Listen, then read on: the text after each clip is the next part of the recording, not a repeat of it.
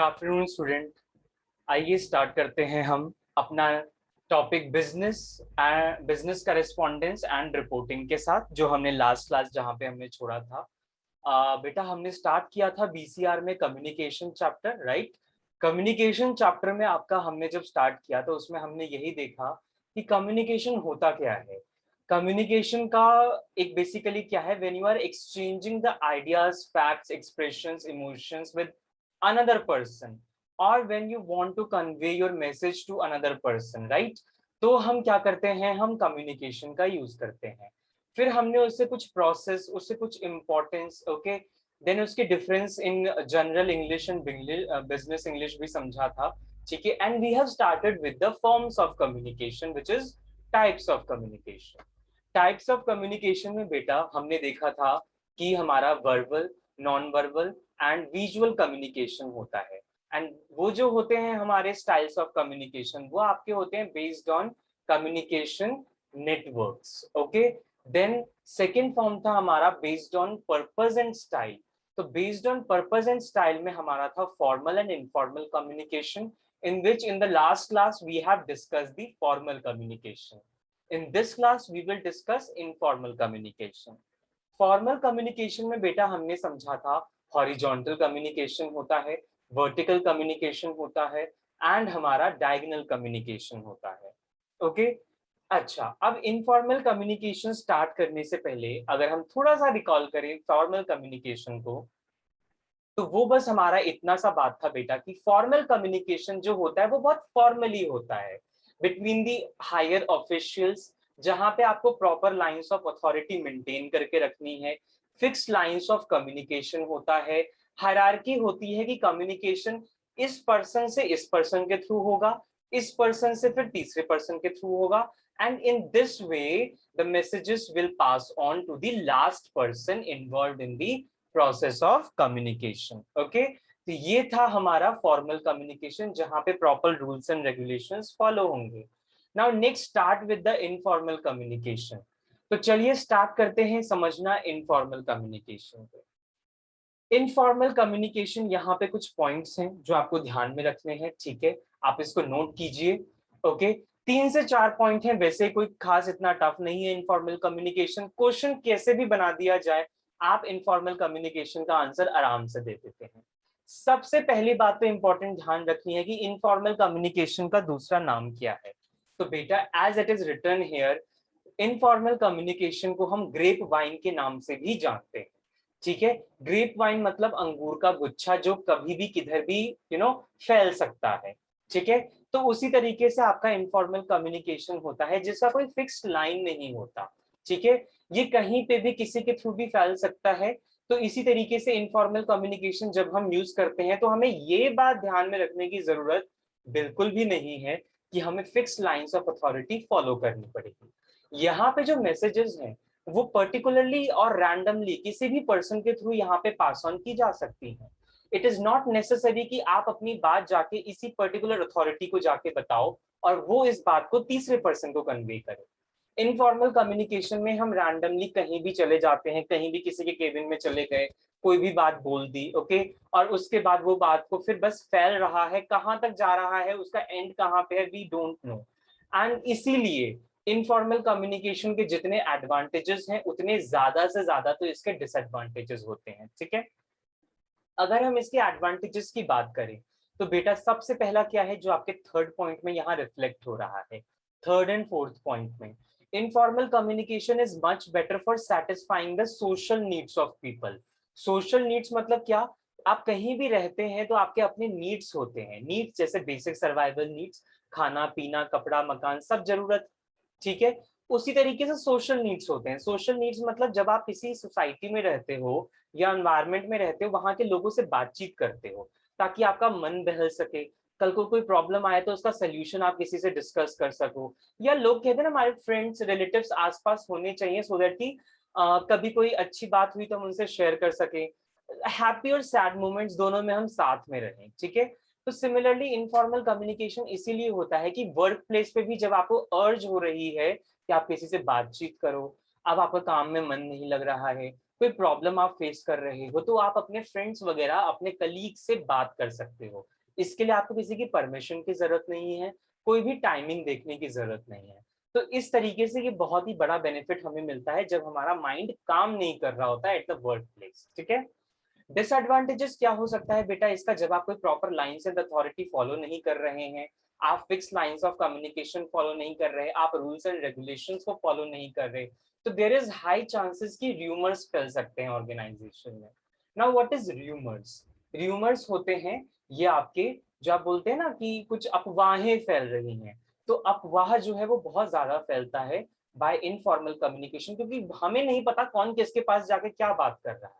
ठीक है, कोई चुगली भी कर सकता है, तो इनफॉर्मल कम्युनिकेशन किसी भी वे में हो सकता है। तो ये सबसे बड़ा डिसएडवांटेजेस है कि ऑर्गेनाइजेशन में र्यूमर्स फैल सकता है जो काम को अफेक्ट कर सकता है, लोगों की मेंटल हेल्थ को अफेक्ट कर सकता है। ठीक है, तो ये होता है आपका informal communication which is just reverse of the formal communication.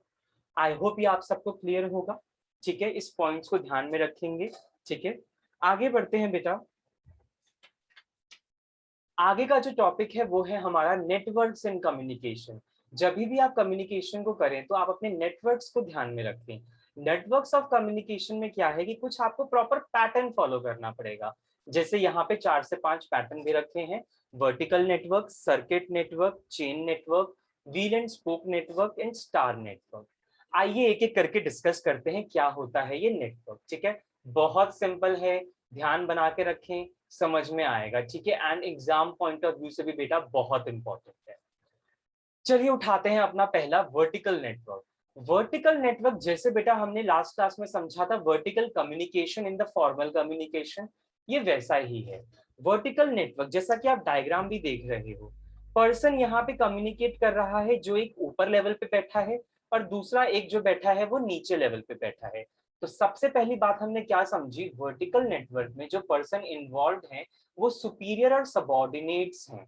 एक ऊपर है एक नीचे है, हायर लेवल पे और लोअर लेवल पे है। अब ये जो कम्युनिकेशन है ये टू वे हो सकता है, upward to downward and downward to upward. Upward to downward कब होगा? जब बड़े लोगों को छोटे लोगों तक बात पहुंचानी है। फॉर एग्जाम्पल टास्क असाइन करना है, रूल्स एंड रेगुलेशंस बताने हैं, ठीक है, ऑर्डर देना है, तो डाउनवर्ड कम्युनिकेशन होगा जिसमें ए जो है वो बी को कमांड देगा। यही जो कम्युनिकेशन है ये अपवर्ड भी हो सकता है, इन केस अगर एम्प्लॉयज को कोई प्रॉब्लम आती है इन डूइंग द टास्क और उनको कोई भी कंप्लेंट्स है तो वो अपने सुपरवाइजर से कम्युनिकेट कर सकते हैं। तो ये है आपका वर्टिकल नेटवर्क जिसमें आप डाउनवर्ड भी कम्युनिकेशन करते हैं एंड अपवर्ड भी कम्युनिकेशन करते हैं। नेक्स्ट हम डिस्कस करते हैं सर्किट नेटवर्क। बेटा सर्किट नेटवर्क का मतलब ये होता है कि आप एक ग्रुप बना रहे हो। ठीक है ना, ग्रुप जो बना रहे हो उसमें 2 लोग मिनिमम इन्वॉल्व हैं और वही 2 लोग फर्दर कम्युनिकेशन को आगे बढ़ाते हैं। फॉर एग्जाम्पल आप देखिए ये एक सर्किट है, यहाँ पे ए है, यहाँ पे बी, यहाँ पे सी, यहाँ पे डी, 4 एम्प्लॉयज यहाँ बैठे हैं। ठीक है, कम्युनिकेशन 2 लोगों के बीच में हो रहा है, ए से बी, बी से ए। ठीक है, आगे कम्युनिकेशन यहाँ पे बी से सी हो सकता है और सी से बी भी हो सकता है, लाइक टू वे होता है, बट 2 पर्सन इन्वॉल्व होने चाहिए। ठीक है, आप कलेक्टिवली सर्किट तो बना रहे हो पर यहाँ पे कम्युनिकेशन सिर्फ 2 पर्सन में इन्वॉल्व है एंड वाइसा वर्सा भी चल रहा है। तो ये भी ऑर्गेनाइजेशन में फॉलो किया जाता है। थर्ड आता है आपका चेन नेटवर्क। चेन नेटवर्क आपका एग्जैक्टली स्केलर चेन की तरह होता है। स्केलर चेन आपने प्रिंसिपल ऑफ मैनेजमेंट में पढ़ा होगा, जब आपको प्रॉपर हायरार्की फॉलो करनी है।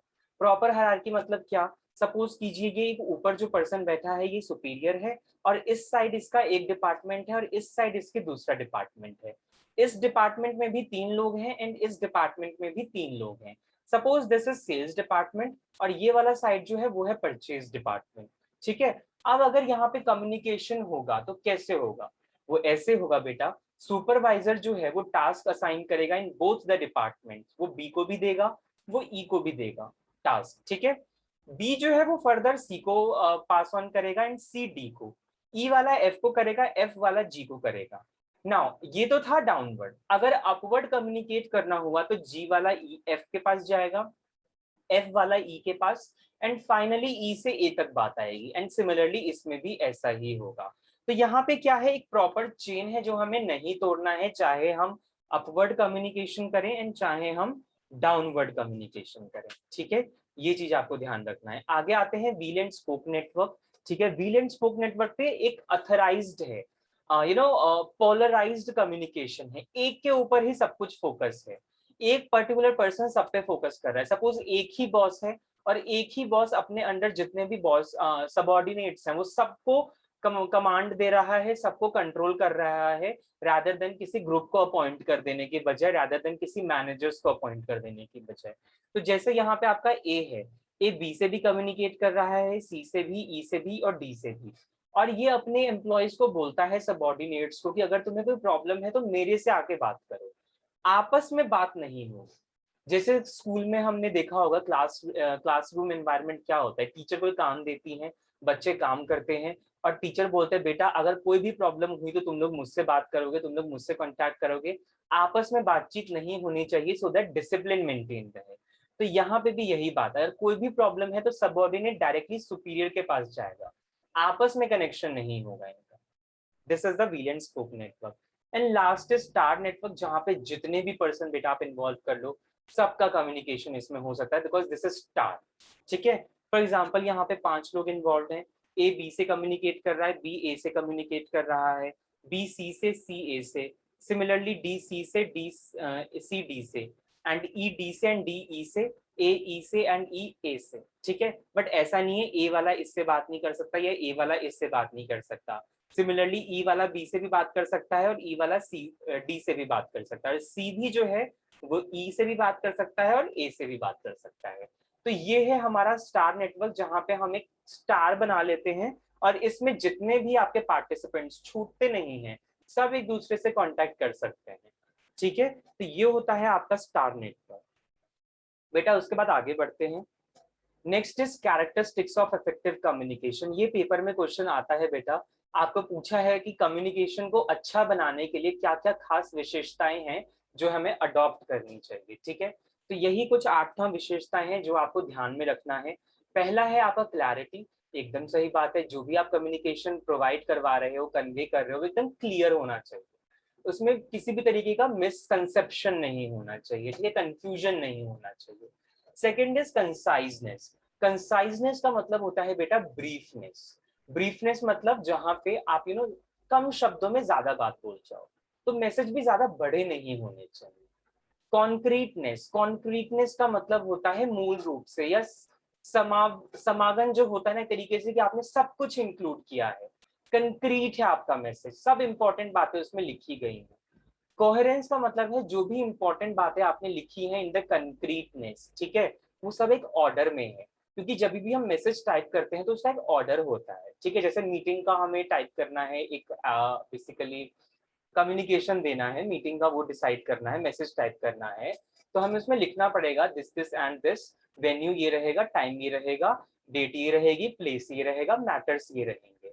ये ऑर्डर कभी ब्रेक नहीं होता, ठीक है, सो दैट वो कंफ्यूजन ना हो और पता रहे हमें। सिमिलरली कंप्लीटनेस मतलब हर एक इंपॉर्टेंट बात आप लोग डालो, कुछ भी मिस मत करो, जिससे कम्युनिकेशन पूरा ना हो, ठीक है, जैसे वो अधूरा ना रहे। कर्टियसनेस का मतलब होता है बेटा आप पोलाइटनेस रहो, ऐसे वर्ड्स यूज नहीं करने जिससे सामने वालों के सेंटिमेंट्स हर्ट हो जाए। ठीक है, डिसरिस्पेक्टफुल बातें बिल्कुल नहीं करनी है, बहुत रिस्पेक्ट से बात करनी है। लाइट लिसनिंग फॉर अंडरस्टैंडिंग, ध्यान से सुनो। क्यों ध्यान से सुनना इसलिए जरूरी है ताकि आप अपनी बातों को समझ सको, अपने मैसेजेस को समझ सको। लिसनिंग क्यों करनी होती है? ताकि अंडरस्टैंडिंग करना है, तो ये भी ध्यान में रखना है। फोकस एंड अटेंशन, आपका कम्युनिकेशन टाइप करने टाइम एंड रीडिंग करने टाइम फोकस और अटेंशन जो है वो किसी भी तरीके से बिगड़ना नहीं चाहिए, नहीं तो आपको लॉस्ट कर जाओगे मैसेज का जो जो बेसिकली आप कहना चाहते हो ना कि मैसेज ये पर्पस है आपका, purpose of the message lost ना हो। ठीक है, then emotional awareness and control, अपने इमोशंस को बहुत कंट्रोल करके रखने पड़ते हैं। ठीक है, बहुत ही जजमेंट लेके आप अपनी बातों को समझना पड़ता है। उसके बाद नेक्स्ट हमारा टॉपिक है बैरियर्स इन कम्युनिकेशन। हम जब भी कम्युनिकेशन करते हैं तो बहुत सारी रुकावटें आ जाती हैं। अब ये रुकावटें किस तरीके से होती हैं वो डिस्कस कर लेते हैं एक बार बेटा जल्दी से, ठीक है, बिकॉज अभी हमें नेक्स्ट टॉपिक करना है विच इज पैसेज। हम अपना 10 मार्क्स का जो प्रिपेयर करने का स्टार्ट कर रहे हैं नोट मेकिंग एंड पैसेज, तो हम पैसेज उठाएंगे आज। यस बेटा, फिजिकल बैरियर्स देखिए, फिजिकल बैरियर्स आपका क्या है? फिजिकल बैरियर्स जब आप डिस्टेंस बैरियर्स होता है, मैं यहाँ बैठा हूँ, सामने पर्सन पता नहीं मेरे से पता नहीं कितनी दूर बैठा हो, सपोज वो विदेश में बैठा हुआ है। तो ऐसे में अगर मुझे कम्युनिकेट करना है तो चैनल बहुत परफेक्ट होने चाहिए, किसी में भी कोई प्रॉब्लम नहीं होना चाहिए। अगर जरा सा नेटवर्क बिगड़ा या कम्युनिकेशन लॉस्ट हुआ तो बस वहां पे बात खत्म, हम वो मैसेज कन्वे ही नहीं कर पाए। ऑर्गेनाइजेशनल स्ट्रक्चर बैरियर्स तब होता है जब आपका स्ट्रक्चर बहुत रिजिड हो, ठीक है। आप एक से दूसरे पर्सन तक जा रहे हो, दूसरे तीसरे, तीसरे से चौथे, तो बेटा ऐसे ही करते रहोगे तो फिर तो पता नहीं कब जाके कम्युनिकेशन पहुंचे, तो डिले भी हो सकता है। This will be the barriers. और कभी कभी ऐसा होता है ना बेटा कि हम अथॉरिटी से बात करने में कतराते हैं, यार बड़ा लेवल का बंदा है कैसे बात करें इससे, तो ये ऑर्गेनाइजेशनल बैरियर्स बन जाते हैं आपके। Then third is language barriers and fourth is cultural barriers. ये दोनों सिमिलर हैं। अगर एक पर्सन डिफरेंट कम्युनिटी से बिलोंग करता है, एक डिफरेंट कल्चर से बिलोंग करता है, तो उसका कस्टम डिफरेंट होगा, वैल्यूज डिफरेंट होगी, लैंग्वेज भी डिफरेंट होगा, ठीक है। तो ये भी बैरियर्स बन जाते हैं। सपोज करो एक साउथ इंडियन नॉर्थ इंडिया में काम कर रहा है, तो यार उसको हिंदी आसानी से समझ नहीं आती साउथ इंडियन को, उनका इंग्लिश पे कमांड होता है, तो कम्युनिकेशन लॉस्ट भी हो सकता है, ठीक है।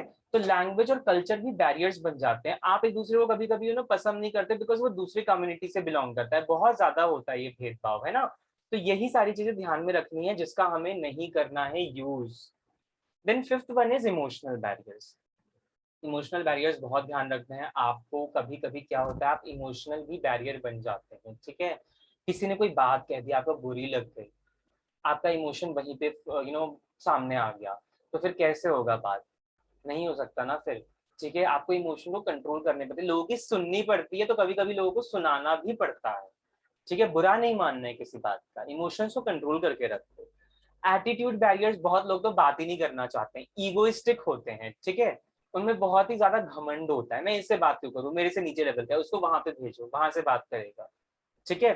तो ये एटीट्यूड नहीं होना चाहिए। परसेप्शन बैरियर्स होता है कि आप कम्युनिकेशन को किस तरीके से लेते हो, ठीक है। मैंने आपको कोई बात बोली, जैसे बोला कि आपको ये काम कल करना है, अब ये क्या बात हुई, कुछ लोग ऐसे ले लेंगे कि ये क्या बात हुई, हमें ऑर्डर क्यों दे रहे हो, कल तक करना ही करना है। कुछ लोग बोलेंगे अच्छा अर्जेंट भी तो हो सकता है, इसलिए तो सर ने बोला है कि ये काम कल तक हमें करके देना है। तो it's depend from person to person and perception to perception, कि आप किस तरीके से बातों को लेते हो, नेगेटिव लेते हो या पॉजिटिव लेते हो। So this is perception. Physiological barriers की आपकी खुद की क्वालिटीज क्या है, कोई लोग अच्छा सुनते हैं तो कोई लोग अच्छा नहीं सुनते, कोई लोग अच्छा बोलते हैं कोई लोग अच्छा नहीं बोलते। तो फिजियोलॉजिकल हमें कुछ ना कुछ अच्छाई है, कुछ ना कुछ खामियां हैं। तो बेटा हमें जो खामियां हैं वो कभी कभी रुकावटें बन जाती हैं, ठीक है। आप किसी को मैसेज पहुंचाना चाहते हो but by speaking, by orally, but आप क्लियरली बोल नहीं पाते हो, फ्लो नहीं है आपका ऐसा, तो उसको कम्युनिकेशन फिर कैसे होगा, समझ ही नहीं आएगा आपको उसकी बात। तो this is physiological barriers. Technology barriers, जैसे कि पुअर नेटवर्क कनेक्शन हो गया, ठीक है, फॉल्टी ट्रांसलेशन हो गए, ठीक है, आपका नेटवर्क बहुत बेकार हो गया, नेटवर्क बीच में ही चला गया, तो टेक्नोलॉजी भी कभी कभी अफेक्ट कर देती है कम्युनिकेशन को इनकम्प्लीट करने में। Then gender barriers, gender barriers पे तो बेटा मैं ज्यादा कमेंट करूंगा नहीं, बिकॉज हम सबको पता है जेंडर को लेके तो बहुत अच्छी खासी विवाद हो जाते हैं फिर, ठीक है। तो we are not going into the debate in that much, ठीक है। बस इतना समझ लो, सब एक, कोई पुरुष है कोई स्त्रीलिंग है, ठीक है। तो भाई सबकी अपनी अपनी विशेषताएं हैं, ठीक है, मेल और अलग है, फीमेल अलग है। कुछ विशेषताएं जो फीमेल में नहीं होती वो मेल में भी होती है, और मेल में जो नहीं होती वो फीमेल में भी होती है। अब अगर जो चीज है तो वेल एंड गुड, नहीं है तो भाई रुकावटें बन जाएंगी, बिकॉज सबका अपना अपना अलग अलग वैल्यूज है, ठीक है, अपना अपना वे ऑफ रिएक्शन है। तो यही कुछ बैरियर्स होते हैं जो कम्युनिकेशन को अफेक्ट करते हैं, तो इस चीज का आपको ध्यान रखना है। तो इस तरीके से आपका कम्युनिकेशन का जो टॉपिक है वो कंप्लीट होता है, और यहाँ से आपका 4 मार्क्स का क्वेश्चन बनेगा बेटा। यही कुछ टॉपिक्स हैं जिसपे बनेंगे, तो आपको ध्यान रखना है, ठीक है। 4 मार्क्स पक्के कर लो, इसको रिविजन करके, इसको रिवाइज करके, इसको लर्न करके, जैसे भी, ठीक है। और आप लोग तो एक्सप्लेनेशन में बड़े माहिर होते हो, पॉइंटर्स आपको दे दिए, समझा आपको दिया ही, अब इस पर राम कहानी लिखनी है तो तुम आराम से लिख सकते हो, कोई दिक्कत नहीं है, ठीक है। आगे चलते हैं बेटा, आज का जो टॉपिक है हमारा वो है पैसेज, उठाएंगे 10 मार्क्स का, प्रिपरेशन स्टार्ट करेंगे, ठीक है। आइए मैं यहाँ पे प्रेजेंट करूँ सबसे पहले तो, और फिर देखते हैं अपने पैसेज को। यस, तो यहाँ पे अब हम स्टार्ट करने जा रहे हैं बेटा पैसेज। आप देख सकते हैं सेक्शन बी जो है वो है आपका बीसीआर का, 40 मार्क्स का आने वाला है। ये आपका बेसिकली जनवरी 2021 का पेपर है, ठीक है, तो वो मैं आपको सिखा रहा हूँ, उसमें ही प्रैक्टिस हो जाएगी। तो क्वेश्चन नंबर 7 जो है, जो कि पैसेज और नोट मेकिंग होता है, वो आपका कंपलसरी होता है, ठीक है। All candidates are required to written write in the English only, जो भी ये सेक्शन भी है आप इंग्लिश में ही लिखोगे, even you are a Hindi medium, ठीक है, क्योंकि ये बिजनेस इंग्लिश ही है। तो आइए बेटा डिस्कस करते हैं question number 7 which is very compulsory, और ए पार्ट आज ऐसा खत्म करेंगे विच इज पैसेज। अच्छा, पैसेज तो देखो कोई नई बात है नहीं, है ना, पैसेज तो आप लोगों ने पहले भी किया हुआ है, and I think passage is the most simplest question कभी भी जिस भी पेपर में आए, लोग ऑलमोस्ट क्वेश्चन जो इसके आंसर्स होते हैं ना वो सही करके आते हैं, कोई कैसा भी हो। पैसेज जो करना क्या है, क्वेश्चन पढ़ना है, आंसर ढूंढने हैं और लिखना है, थोड़ा सा कॉपी पेस्ट करना है, थोड़ा सा अपनी तरफ से बनाना है, तो बस इतनी सी तो बात है, ठीक है। तो हम यहाँ पे आज वही ट्राई करेंगे कि मैं आपको फॉर्मेट बता देता हूँ, आप लोग तो खुद ही इंटेलिजेंट हो, पैसेज करने में कोई इतनी बड़ी बात तो है नहीं, ठीक है। देखो, पैसेज करने से पहले सबसे बेस्ट तरीका क्या है, इसको पढ़ने से पहले ना एक बार इसे क्वेश्चंस को देख लो, ठीक है। क्वेश्चंस को देखना मतलब एक बार इसे क्वेश्चन पे आओगे, क्वेश्चन क्या कह रहा है। एक फॉर्मेट ये हो सकता है कि या तो आप पैसेज पूरा कर लो, पढ़ लो, फिर आप क्वेश्चन के आंसर दो। एक फॉर्मेट हो सकता है कि आप क्वेश्चन पढ़ो और उसके आंसर्स ढूंढो पैसेज में, ठीक है, दोनों ही बेस्ट है, बट मैं मानता हूं कि पैसेज पढ़ना इज गुड, ठीक है। तो जब क्वेश्चन अगर हम यहाँ पे देखें तो 3 से 4 क्वेश्चन है, ठीक है, जिसमें क्वेश्चन सिंपल पूछे गए हैं, तो क्यों ना हम वो वाला फॉर्मेट अपनाएं, पैसेज पढ़ लेते हैं पहला, ठीक है। मैं तो हमेशा यही करता था। आइए पैसेज को पढ़ते हैं एक बार, देखते हैं क्या है। फर्स्ट लाइन पढ़िए, success of any organisation depends on offering quality products and competitive price. तो हमें फर्स्ट लाइन देखते ही पता चलिए कि बेटा ये होने वाला है कि जो ऑर्गेनाइजेशन अच्छी क्वालिटी की प्रोडक्ट देते हैं वही सक्सेसफुल हो पाते हैं, एंड नॉट ओनली अच्छी क्वालिटी की प्रोडक्ट, कंपेटिटिव रेट्स भी। कंपेटिटिव रेट्स का मतलब ये होता है कि जितने आपके अदर कंपेटिटर्स जिस रेट पे गुड्स एंड सर्विसेज बेच रहे हैं आप भी उसी पे बेच रहे हो या नहीं। अगर ज्यादा होगा तो फिर लोग आपका प्रोडक्ट छोड़ देंगे, सब्स्टिट्यूट कर जाएंगे, और कम होगा तो आपको ही प्रॉफिट कम मिलेगा, ठीक है। तो ये है about the how to provide customer satisfaction in the form of quality products at competitive rates. Second line क्या कह रहा है, all over the world it is being realised that quality control be ensured through inspection and test alone. हर जगह यही देखा जाता है कि क्वालिटी को कैसे इंश्योर किया जाए, ध्यान रखो चीजों का, ठीक है, और बार बार टेस्ट करते रहो। यही कुछ तरीके होते हैं जिसके लोग थ्रू समझते हैं कि क्वालिटी इंश्योर अच्छी कर सकते हैं। Every department and individual has a contribution to make in the achievement of quality. बिल्कुल सही बात है भाई, ऑर्गेनाइजेशन में जितने डिपार्टमेंट होते हैं सबका अपना अपना रोल है क्वालिटी अचीव करने में। Quality product eight competitive prices is the most significant factor in the determining long run success of an organization। अगर एक ऑर्गेनाइजेशन को लंबे समय में सक्सेस चाहिए तो सबसे इंपॉर्टेंट क्या है, providing the quality product at competitive rates. ध्यान रखना इस चीज का। High quality of products can give a competitive edge to an organisation. जितनी अच्छी क्वालिटी के प्रोडक्ट ऑफर करोगे उतना ही ज्यादा कॉम्पिटिटिव एडवांटेज मिलेगा मार्केट में, ठीक है। आगे बढ़ते हैं। On the other hand good quality generate satisfied customers. बिल्कुल सही बात है, जितनी अच्छी क्वालिटी उतने अच्छे कस्टमर्स, उतने ज्यादा सेटिस्फाइड कस्टमर्स, ठीक है, जो कि ऑर्गेनाइजेशंस को रिवॉर्ड देंगे। किस वे में, कॉन्टिन्यूटी बनी रहेगी उनकी, हमेशा तुमसे ही सामान खरीदेंगे, और अपने मुंह से एडवर्टीजमेंट करके वो दूसरी पार्टी को भी बताएंगे कि भाई इसका यूज करो ना, बहुत अच्छा है प्रोडक्ट। सेकेंड पैरा पे आते हैं, growth in consumer quality awareness has put a greater strain on business. बिल्कुल बेटा, कंज्यूमर की क्वालिटी अच्छी हो, इसने बहुत ज्यादा अवेयरनेस फैलाई है, बहुत ज्यादा फोकस दिया है बिजनेस को। Consumer demand and dynamic technological changes have opened up new and highly competitive markets. Consumer की डिमांड जिस तरीके से बदल रही है, टेक्नोलॉजी जिस तरीके से आजकल बदल रही है, कितना ज्यादा मार्केट डायनामिक हो गया है। पर ये जितना ज्यादा नेगेटिव देखें तो उतना ही ज्यादा पॉजिटिव चीजें भी लेके आया, ठीक है। The quality of goods and services can no longer be taken for granted. एकदम सही बात है, आज के टाइम पे बिजनेस अगर किसी भी क्वालिटी को, प्रोडक्ट की क्वालिटी को सिर्फ ग्रांटेड लेती है, टेकन फॉर ग्रांटेड मतलब उसको इग्नोर करती है या उसको हल्के में लेती है, तो वो सक्सेसफुल नहीं हो सकती।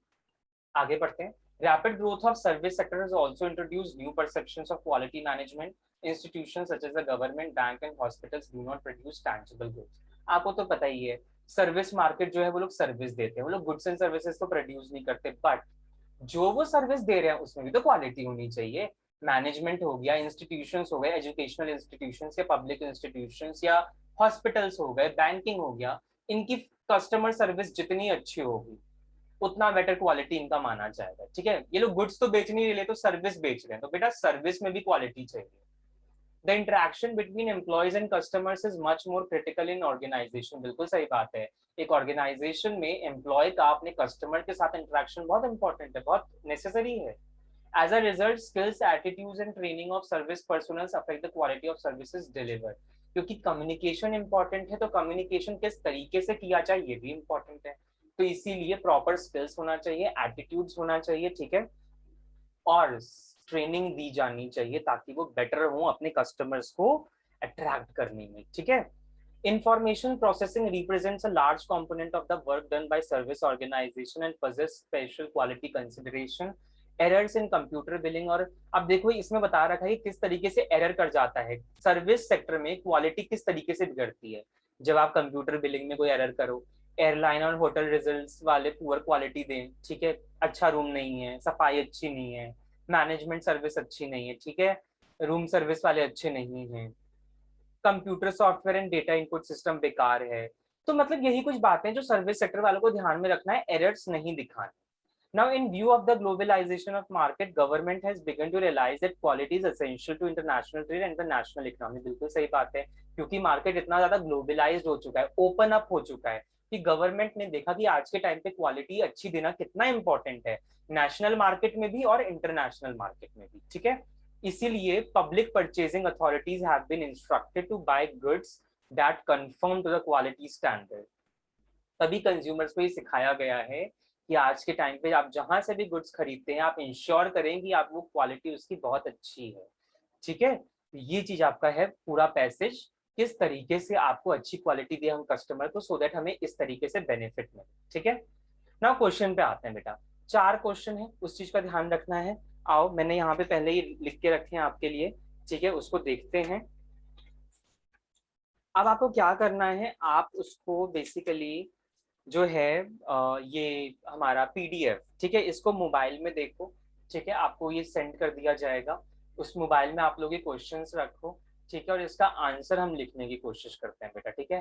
पहला क्वेश्चन पढ़ो, in what manner good quality products give reward to organisation. किस तरीके से एक अच्छा प्रोडक्ट जब हम बेचेंगे तो वो ऑर्गेनाइजेशन को सक्सेस देगा, इसी में ढूंढ लेते हैं, लिखने की क्या जरूरत है। देखो किस तरीके से गुड क्वालिटी प्रोडक्ट जो है वो ऑर्गेनाइजेशन को बेनिफिट देती हैं, तो ऊपर चलें देखते हैं। Success of any organisation depends on offering quality products at competitive prices, ठीक है। तो यहाँ पे दे रखा है आपका कि आप क्वालिटी प्रोडक्ट्स किस तरीके से बेनिफिट पहुंचाता है। देखो पहला तो आपका मिल जाएगा आपको इसी में, हाँ, लॉन्ग रन सक्सेस मिलती है ना। देखो ये रहा long run success of an organisation, ठीक है। हाई क्वालिटी ऑफ प्रोडक्ट्स, अगर आपको देखो कॉम्पिटिटिव एज मिलेगा, देखो competitive as is the benefit, ठीक है। और क्या मिलेगा, गुड क्वालिटी अगर आप देखो तो सैटिस्फाइड कस्टमर्स आपको मिलेंगे, ठीक है, और आपका बेटर एडवर्टीजमेंट हो पाएगा with the help of those customers. तो आइए देखिए मैंने यहाँ पे क्या लिखा है आंसर में, ये देखिए यही है आपका आंसर कि offering quality products will give comparative advantage to the business firms. पहला ये हो गया, दूसरा क्या है, satisfied customers and better advertisement of product, ठीक है। अब हम सीधा क्वेश्चन पे आते हैं बेटा, बढ़ते हैं आगे। एक बार आप पीडीएफ में देखो क्वेश्चन, में बार बार यहाँ स्लाइड प्रेजेंट नहीं कर रहा हूँ, ठीक है, आंसर्स देखेंगे यहाँ पे सीधा। सेकेंड क्वेश्चन कह रहा है most significant factor which determines the long run success of an organisation. साफ साफ लिखा हुआ है पैसेज में, चाहे तो मैं आपको खुद दिखा दूं। यहाँ पे क्वेश्चन क्या कह रहा है कि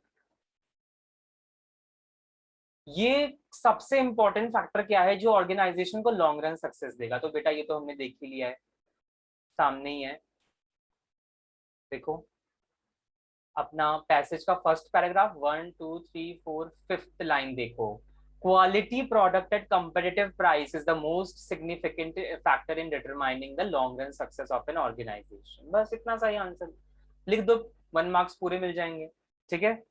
तो ये है आपका इसका आंसर, ठीक है, यही लाइन है। थर्ड पे बढ़ते हैं, इसको मैं नहीं दिखा रहा आपको बिकॉज सिंपल यही लाइन है आपका, तो आप ही लिख लेना। Quality of goods and services can not be compromised by organisation, give reasons. तो ये आपको ना इवैल्यूएट करने को बोल रहा है कि भाई अगर हम क्वालिटी पढ़ा मतलब क्वालिटी देते हैं गुड्स एंड सर्विसेज की अच्छी, उसके साथ कोई भी कॉम्प्रोमाइज नहीं करते, तो इससे क्या मतलब हो सकता है, स्टेटमेंट का मतलब क्या है। तो ऑब्वियस सी बात है भाई, क्वालिटी से कॉम्प्रोमाइज नहीं करोगे तो बेटर तुम्हारे लिए ही है, क्योंकि तुम्हें एडवांटेजेस मिलेंगे। तो वो एडवांटेजेस क्या हो सकते हैं वो देखते हैं। आइए लिखते हैं इसका। देखिए मैंने यहाँ पे क्या लिखा है आंसर इसका। Quality of goods and services can no longer be taken for granted because in this way an organization suffers losses in the form of loss of customers and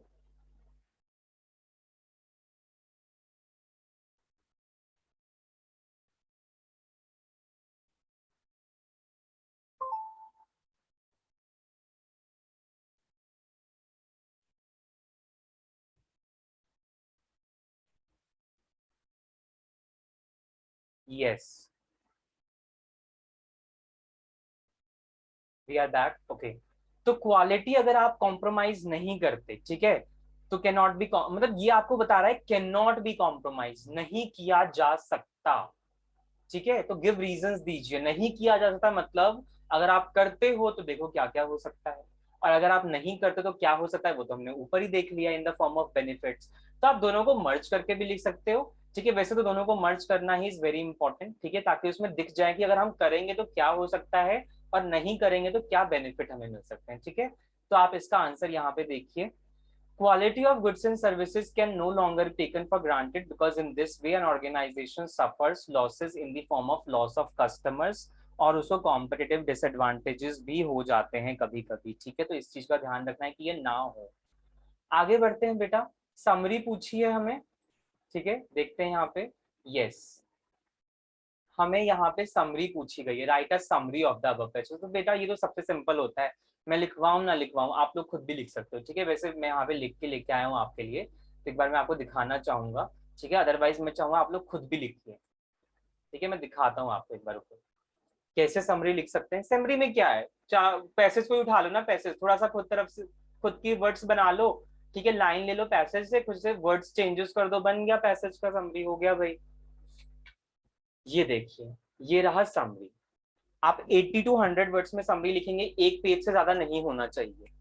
देखो समरी आपका क्या था, पूरे हमने जो पढ़ा है वो यही था कि success of an organisation depends कि कौन कितनी अच्छी क्वालिटी देता है एट अ कंपेटिटिव रेट्स, ठीक है। तो मैंने स्टार्ट ही यही किया है। In the modern world success of an organisation depends upon the quality of products and services delivered by the business organisation, ठीक है। अच्छा, delivered by the business organisation, और इसमें यहाँ पर हम ऐड कर देते हैं at a competitive rates. Competitive rates पे भी तो ऑफर करना है ना, तभी तो हमें बेनिफिट मिलेगा। ऐसा तो नहीं कि हम हाई चार्जेस कर लेंगे अपने कस्टमर्स से, ठीक है। और क्या लिखा है मैंने आगे, अगर हम ऐसा करते हैं, good quality product ensure satisfied customers, high brand loyalty, better advertisement of an organisation, जो कि हमने देखा ही था, and long run success of an organisation भी आप इसमें ऐड कर सकते हो। मैंने छोटा सा बना लिया जस्ट एक हिंट देने के लिए, आप इसे थोड़ा बेटर बनाना, ठीक है। Business organisation should take quality control as a serious matter, जैसा वो लिखा था ना कि ग्रांटेड के लिए मत लो, हल्के में मत लो। तो नॉर्मल सी बात है, सीरियस मैटर लो इसको an organisation, because it can give profits as well as losses to the firm, ठीक है। इसीलिए गवर्नमेंट भी जो है are also taking steps to ensure better quality products in order to survive in the market, ठीक है। तो क्योंकि हमें quality product at a competitive rights rates पे बेचना है, तो हमें गवर्नमेंट को भी रियलाइज हुआ और उसने कहीं ना कहीं स्टेप्स लिए इससे रिगार्डिंग, ठीक है। तो वो ही बात है कि मैंने आपको एक शॉर्ट में समरी बता दी, थोड़ा सा हिंट दे दिया है कि देखो इस तरीके से लिया जा सकता है। आप थोड़ा सा और वर्ड्स इसमें ऐड करो, ठीक है। जैसे हमने सर्विस की बात नहीं की, आप सर्विस का थोड़ा सा ले सकते हो, ठीक है। तो इसको और थोड़ा सा इलेबोरेट कर सकते हो, मैंने आपको हिंट देने के लिए लिखा है, ठीक है। मैं चाहूंगा आप समरी खुद लिखो। Summary is the most simplest thing to do, ठीक है। क्योंकि आपका पैसेज और नोट मेकिंग दोनों आएंगे, तो उसमें आपका समरी आपको लिखना पड़ेगा बेटा। तो समरी तो सिंपल है, ये आइडिया आपको यहाँ से मिल गया है, ठीक है। आप इसको नोट कर लीजिए एक बार, और फिर आप इसको और थोड़ा सा मॉड्यूलेट कीजिए और थोड़ा सा अच्छे वर्ड्स में प्रेजेंट कीजिए, ठीक है। ये आपके लिए हिंट था एक तरीके से। तो देखा आपने, सिंपल सा पैसेज था, सिंपल से क्वेश्चन आंसर्स थे, हो गया आराम से, ठीक है। कोई टफ वाली बात नहीं होगी। पैसेज में हार्डली नंबर कटते हैं अगर आप प्रेजेंटेशन अच्छी दे दो और अपने थोड़े से खुद के वर्ड्स यूज कर लो तो, ठीक है। बस यही बात है।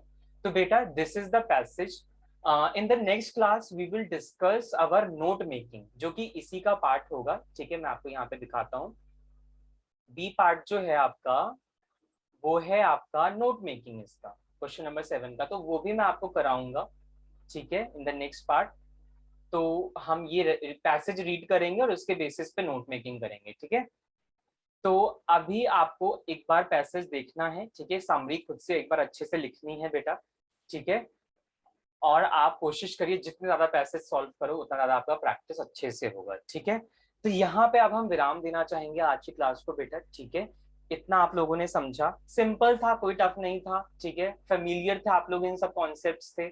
आगे बढ़ेंगे और अच्छे से हम इसको डिफाइन करने की कोशिश करेंगे। नोट मेकिंग पे बहुत ज्यादा फोकस करेंगे बेटा, नोट मेकिंग को बहुत अच्छे से करना है, ठीक है। तो चलिए मिलते हैं नेक्स्ट क्लास में। Till then take care, okay, and thank you for the today class. ऐसे ही लर्निंग करते रहिए, ठीक है, and you will be able to beat the competition. Okay बेटा, take care, see you in the next class.